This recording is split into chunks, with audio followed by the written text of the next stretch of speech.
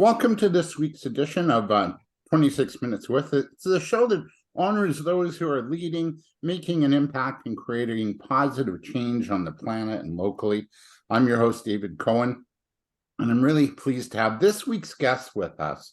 Alejandro Cuellar and Greg Clarke are with us. So I'll just share who they are and what they're about. Greg has worked in the field of mental health and addictions for 40 years. He's worked in various settings such as hospitals, community crisis teams, the CMHAs also, and he's also responsible for, the CMHAs work with responsible gaming. He's been with the Scarborough Academic Family Team for the last 11 years, and also started a nonprofit organization called CertifiedListeners.org, and in 2019 to provide free emotional support online. He was elected to the Ontario College of Social Workers and Social Service Workers Council for 9 years, including as council vice president. Greg has also served as the president of Crisis Workers Society of Ontario for 5 years, and is currently the president of Jodo Canada and sits on various committees for the Canadian Addiction Counselors Certification Federation and the Ontario College of Occupational Therapists. So, Greg, welcome to you. Alejandro Cuellar's bio is this. He's got a very different background in terms of coming to the work he does now. He immigrated to Canada over 30 years ago as an entrepreneur, establishing his family in the Burlington area, where he's still based from. And he likes to focus on achieving excellence and growth through knowledge, innovation, and teamwork. He is a cross-functional, multidisciplinary strategist, proficient in growing markets and sustainable growth. He's been known as an accomplished sales and marketing leader, driver of business excellence with over 30 years experience creating and implementing business development and continuous improvement, product and service management, innovation, operations, sales, and marketing strategies for companies around the world. He's a visionary leader, credited with the entrepreneurial spirit and also innovative thinking, including the design of 2 patents in HID lighting. Proficient in being a facilitator of change, which makes you a wonderful guest for this show. And he's got a proven track record of implementing Six Sigma methodology to improve shareholders' value. His career has always been centered on closing the gap in white spaces. And after his last corporate job as VP of sales and marketing for a lighting company based in the GTA, he decided to follow his passion. And his passion is really a special interest in breaking the cycle of generational dysfunction. And he decided to do something about it. And the rest is history. And the Certified Listener Society has been in operation for 4 years this coming November. And he's teamed up with Greg Clarke to create this wonderful organization. And the Certified Listener Society, by the way, is dedicated to providing free and confidential support over online chat. They exist to help everyone in Canada who may need an emotional support with anxiety, depression, loneliness, school or work issues, and stress. So regardless of what you might be experiencing, whether it's mental health or well-being support, this organization is going to support you for free. And also, when you contact them, they'll talk. You'll get to talk with one of our trained and supportive volunteers who are experienced in how to help people in any situation. They will listen to you, unpack your story and your feelings, and work with you to help you through your challenges. Anyone can call and receive free support. We exist to help everyone, regardless of age, gender, beliefs, or ethnicity. Alejandro and Greg, welcome. Thank you very much for having us. Yep. And actually, Alejandro started it, not me. I just helped out. Okay. Well, well, you know what? The truth is that even though I may have started it without Greg, to be honest, and I'm very, very transparent about it.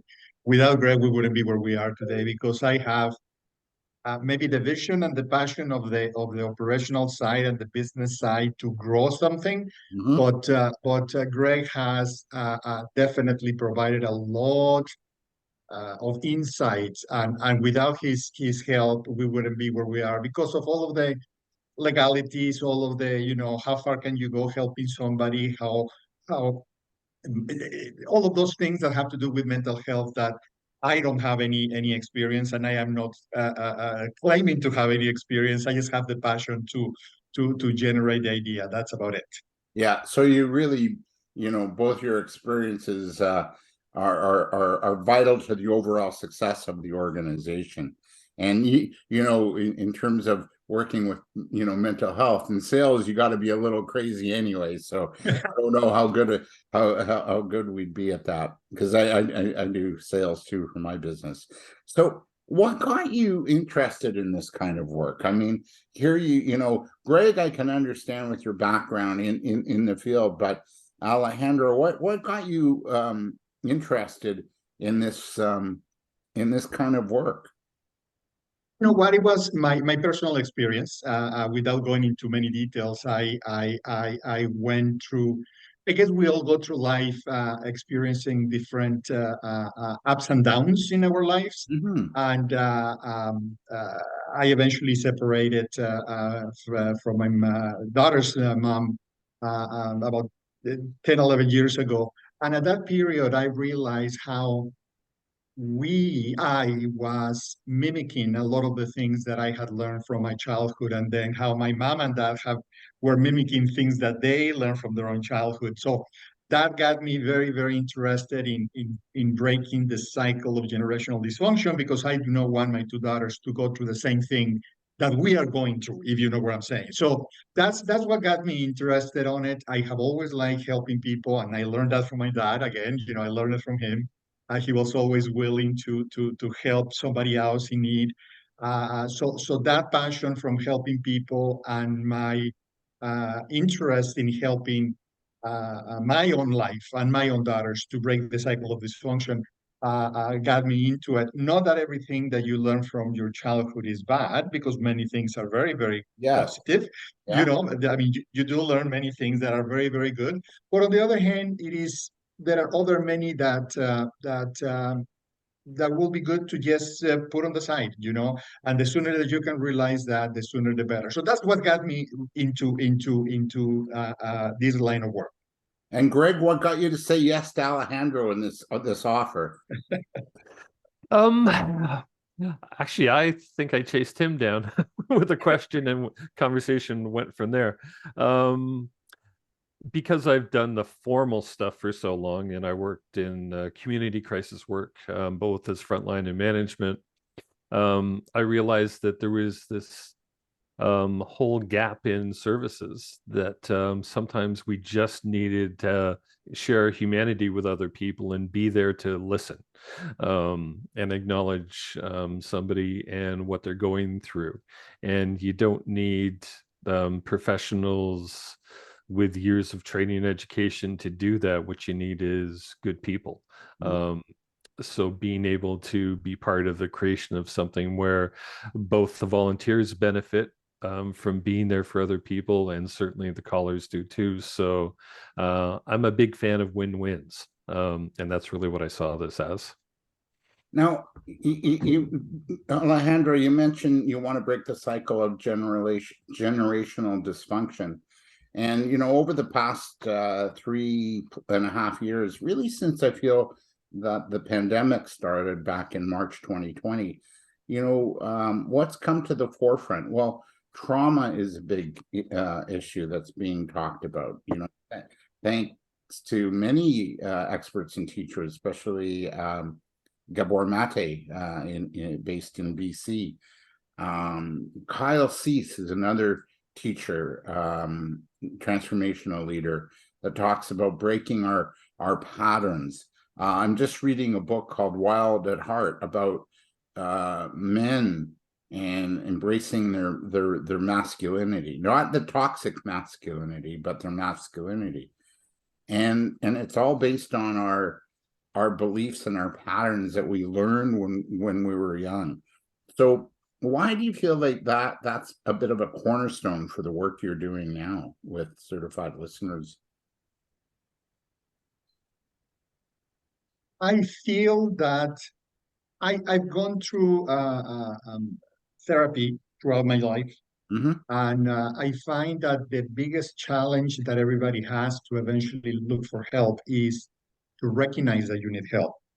And what we do, and what I think that where Greg and I see eye to eye perfectly well, is that the sooner you can help somebody, and the smallest the help that you can provide somebody is the biggest help that you can provide for the future. So if we get somebody that does need addiction help, let me put it that way. Somebody comes because they are an addict. We don't take them. We tell them, you know what, you need professional therapy. We are here only to help you put some context into your problems. So the work that we do is we help the smallest help that we provide to the vast majority of people eventually gets them to recognize and to understand where their life is going. So I don't know if that makes any sense, but the sooner that you understand the problems, the sooner you can actually work on fixing them. Let me put it that way. Right. So once you understand the patterns or the behaviors or the beliefs, then you can start to make a correction. To do something about it. Exactly. Yes. Yeah. Yes. And Greg, for you, what are you seeing in people? What are they coming to you for? I mean, like, are there certain key issues that people are working on now? I'm not sure if we can narrow it down. I think it's people are feeling insecure in the world. That and this is my being a bit older coming through. Some of the foundations that people felt that they could depend on aren't there anymore. And sometimes they weren't good things, but there are people that or things that people felt that they could rely on. And I think that people are feeling a little lost and a little directionless. And being able to voice their fears in a safe place and question things and have it acknowledged that it's okay to have doubts and questions, and that people don't have the answers. Behind the smile that you see from somebody across from you isn't necessarily the whole story. So I think that's kind of a general thing, that people are feeling unsettled and a little scared. And the old pattern of, you work hard, you earn money out of your home, and you build your life, and everything's going to be okay. People aren't buying into that anymore. And that I think being able, as I said, to question things and have someone listen to your fears is really important. So yeah, I agree. And also just being heard is sometimes enough, And Alejandro, if you're working sales, if you're working with an upset client, it's just you might not have to do anything like give them a discount or anything like that. It's just listening to them, the power. Just hear them out. Yeah. And that might just be enough. Yeah. So Greg, you're talking about their fears and the things that we could count on before not being there. And I think we're all feeling that, like the systems and the foundations and the structures that we built up until now are shifting, they're crumbling, our trust in government, religion, even whatever, politics, business, it's really shifting and changing. what do you feel it's changing into? Because I feel it's changing from putting our focus on somebody else to do it to being more responsible for our lives, being, oh, we do have the power individually. Do you agree with that, Greg? And then Alejandro. I think in a sense, it's interesting that you mentioned Gabor Mate, because I'm actually reading his book, The Myth of Normal, right now. Uh, and in some ways that speaks to these things as well. The message that if you're a nice, normal, healthy person, this is how you behave, and this is what you believe, and this is how you act, I think is up for debate now. And that, yeah, people taking that personal responsibility, but not only for their actions and choices, but also for their expectations and the life that they want to have. And that, there was a sense of, well, this is the stream of what normal, nice people do. And now the understanding that you can have that individualism, you can want something different than something traditional, and it's okay. And maybe creating your own community. So at one time, family was seen as the most important thing. And I think family is very important. I'm pretty traditional in that way as well. But also the understanding that sometimes if family isn't there in the same way it's been traditionally in the past, that you can create your own sense of family through friends and trusted people. So creating your own community, there's other options and ways to do things.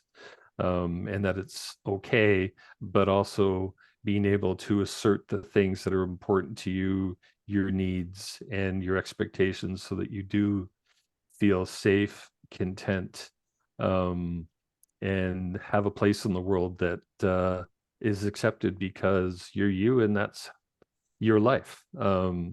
So sometimes that being able to create that, and I think the world is shifting on how we go about doing that. Yeah, I agree. You went through that, Alejandro, moving to a new country from Latin America to Canada. How did I don't like the word assimilate, but how did I'm gonna have to use it. How did you assimilate and find community and life and growth? Well, you build it, like Greg said, you have to build it on your own. It is it might not be easy, but it depends on how much effort do you put into. Many other people immigrate to any country, not only Canada, to any country, and they do it without wanting to immigrate, and therefore I think that it takes them a little longer to create their community. Okay, because they are resisting that community atmosphere that everybody should be looking at. And it's very interesting. We help about 100,000 people every year in the emotional support chats. About 100,000 people every single year. And it's very interesting and very humbling to see how thankful they are after they come and talk to our volunteers. And it would be something that is very small for you and Greg and I, and maybe even for the volunteers. But they call you and say, I'm upset with my mom, I'm upset with my dad, I have a problem with my boyfriend or with my girlfriend. And for us, it's a very mundane thing. But once you just listen to them, because many of them come and tell you, can you tell me what to do? And the answer is no, I'm not going to tell you what to do because that's not my job. I'm a listener, not a teller. So, talk to me, and you just, our volunteers are trained to put things in such a way that people come to their own conclusions. Okay. And so I guess that is what we did as a family when we immigrated to Canada. You need to come to your own conclusions about what kind of community, where do you move into, what kind of town, what kind of community, what kind of schools you put your kids, and that way you can create your own community. Now, it is very different because myself, I grew up in a very traditional family, and the expectation was that you had kids, like Greg said, they went to school and they found a job pretty much across the street from where you live. My two daughters now, I would be very naive if I think that they're going to start working in Burlington, because neither one of them is. So my point is, now the kids grow up and then they have to find their own community wherever they move into, because they go all over the place, especially young people now. They change jobs every 4, 5, 6 years. They just move from one place to another. So yes, I think that assimilating a new idea, a new community base, but you need to put some effort into it. That's for sure. Yeah, you mentioned too, resistance. Like, you have to lose that resistance if you're going to change. So all the listening is great, but if you're not willing to give up the fight and then you're open to change, it's not going to work. You know what? I mean, that happens in any stage of your life. And obviously, Greg can professionally talk about therapy very, very, very well in that sense, because when you go to therapy, but you are fighting the fact that you need to change, therapy is never going to work, Yeah. if you know what I'm saying. So at any stage of your life, if the more that you fight something that you need to change, your community, your personal habits, things at work, it's just going to take longer. It's just going to take longer for sure. Have you noticed in the past 3 years, since maybe when the pandemic started, that oh boy, I'm trying to find the word here, that this need for your organization has actually increased, has become more of an emergency than it was before when you first started? Like, is it more? Are people in more of a crisis now over the past 3 years than they were when you first started in 2019, or is it pretty even? I'm gonna be very, very transparent with you. We pretty much began right when the pandemic hit. Mm-hmm. So that's all we know. Let me put it that way. That's all we know. We are just beginning to see changes in our colors, attitudes now, only because now everybody's trying to go back to normal. Okay. So when we opened back in, 2019, we registered the organization, but we didn't open for operations until maybe February or March of 2020, and that's when the pandemic was beginning to hit. Yeah. So we were just bombarded from the start because everybody was at home with the pandemic. And it's not until now that we start seeing some shifts on volunteers and on callers, just because things are getting a little bit back to normal. But the need is there. The need is there, and we are very thankful that we work with tons of colleges and universities. They send us a lot of placement students to our organization, and we still haven't slowed down at all. Just because of the pandemic is gone. That's for sure. It's brilliant work. You're listening to 26 Minutes with. I'm your host, David Cohen, and with us are Alejandro Cuellar and Greg Clarke, and we're talking about their work with the Certified Listener Society.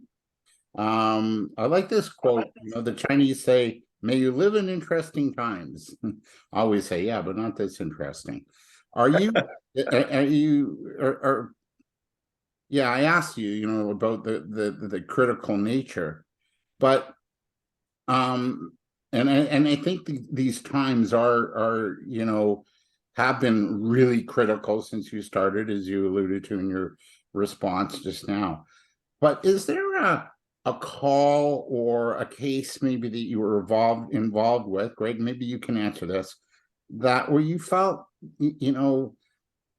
really proud and happy about the impact of being an ear, being somebody just there for somebody, that was using your service. What was the challenge and outcome? And did that also confirm, you know, your organization, you know, for and confirm, you know, to you the importance of the Certified Listeners Society? Is there a case or call that you can, you know, remember that really had an impact on you, the person calling, and also confirm that, yeah, we're on the right track? Was there a moment like that? Want me to try that one? Yeah. I think for the two of us, we're a little more hands-off. So it's secondary that we hear from the volunteers and the supervisors. And also because we don't do any kind of treatment, we're there to be supportive. But the themes that we hear is some aha moments from people that call in, and the fact that they keep calling in. And or we'll hear from volunteers that yes, somebody's friend called in because they said that we were so helpful and we were there to listen.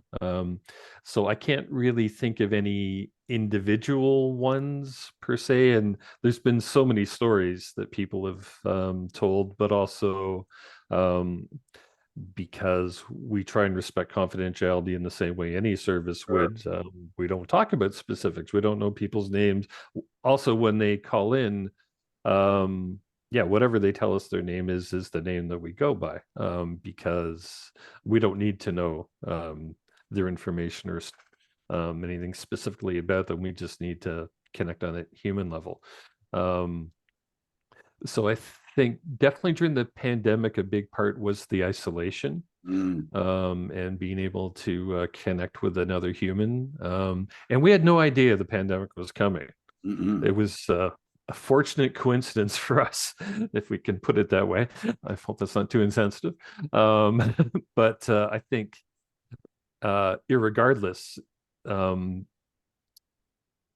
think our existence is important for people, whether it's through a pandemic or everyday life.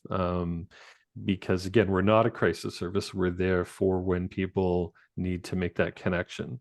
So I think there's such a multitude of stories, but one thing that I will say that I have heard from people is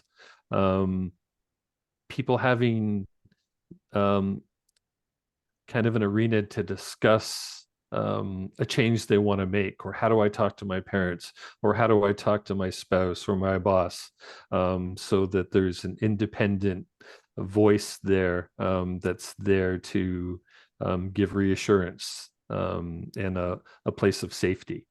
So I think that's, you know, kind of going back to the core of the existence is it's okay to doubt things. It's okay to want change, and to have a place to be able to have your thoughts voiced before you enter into that, I think is a bit of a theme. So I hope that answers it. And I'm not sure if Alejandro has more to add to that, but No, you know what? I think that you are 100% correct. We ask our volunteers not to discuss what they heard or said in a chat with anyone, for, you know, just to keep things very, very clean.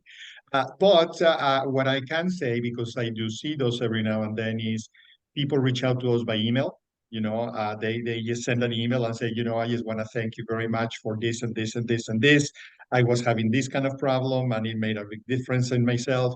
If you go to our social media, I mean, you're going to see on Instagram and on Facebook, we have together about maybe 50 to 60,000 followers, yeah, and these people come to the channels and say, you know, thank you for this, thank you for that. So my point is that even though we don't get to hear all of that, we do get to see social media or emails that people, you know, are thankful for what we do, and that's fantastic. That is fantastic.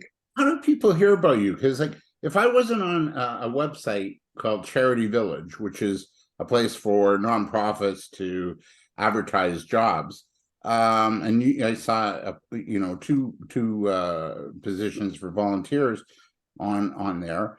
How do people find you? I mean, you said you're dealing with over 100,000 cases a year. This So, is this is like unbelievable success. so that is the business development side of myself. So we do not we're using a lot of business strategies to make things work. In other words, we are not waiting for people to know about us. We are going out and looking for people that are looking for help. So we invest a substantial amount of money on Facebook and Instagram ads. That's how we bring people. So we put an ad that says, are you having a problem with your boyfriend? Do you feel isolated? Do you feel sad? Do you feel this? Do you feel that? If you want somebody to talk to, come to us. So let me put it this way. There are many other organizations that are doing what we do through the phone. Okay, now they're beginning to do through the chat. They have been around, and I don't criticize them. They do fantastic work. But they've been doing this for maybe 20, 30, 40 years, and they take care of about 80,000 people because they are grassroots, growth. Somebody tells somebody, and then every year they start growing a little bit at a time. And we do it exactly the opposite. Like you said, you had to go to Charity Villas to find us. But if you were on Facebook, on Instagram, we would have found you if you were having a problem.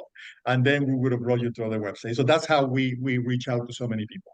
Yeah, and I like that you're using all your talents again, and Greg's and yours, and meshing them together to build this. In terms of what you're looking for in volunteers, what do you look for, and what's the process in terms of ramping them up and certifying them as listeners? I think that's Greg's domain. More than Um, I'll be general about it. Essentially, if somebody really just wants to be there, and we have a screening program because we want to make sure that we have some way to check on people and make sure that nothing nefarious is happening. So there's references, police checks, and interviews as well. And through the training program as well, I think people will weed themselves out a little bit.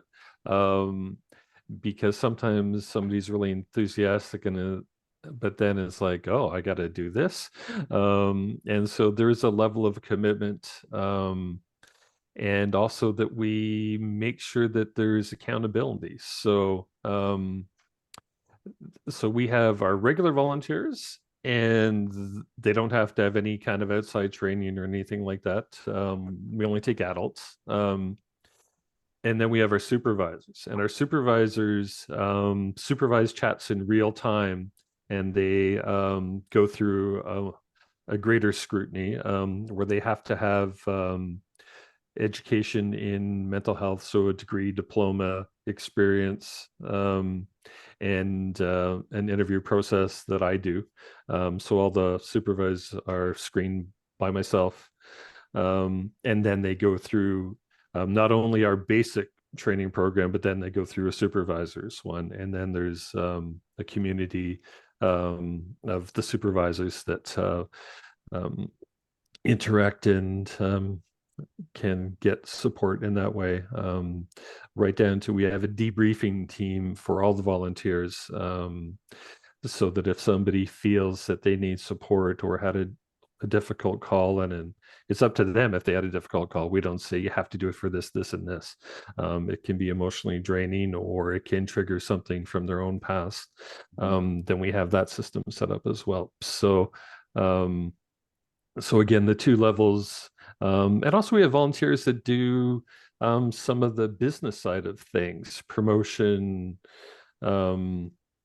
and we couldn't function without all our volunteers. So not only the ones on the chat or the supervisors, but any of our volunteers are integral to what happens. So somebody may not feel like they are a good fit for a listener. Well, help us with promotion, help us with organization behind the scenes. And I think it's, there's lots of possibilities for people. And I think everyone is a possible volunteer until they're not. So I would encourage people to reach out to us, and we'll see if we have something that will fit for you. So. And how long is the training if you're, for listening? Like, from, when you first start to when you're, hey, I'm ready to take some calls. It depends how fast you want to do it. No, but I guess, Greg, it can be anywhere between, I'm going to say, 15 to 19 hours, depending on, it's self-paced. So Greg put it together.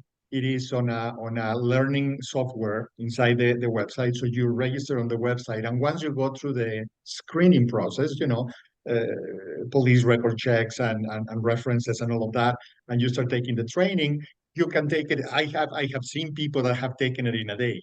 They sit down in the morning and they finish at night. But most people take about a week. I'm gonna say they take a couple of hours one day, a couple of hours another day, and then they go from there.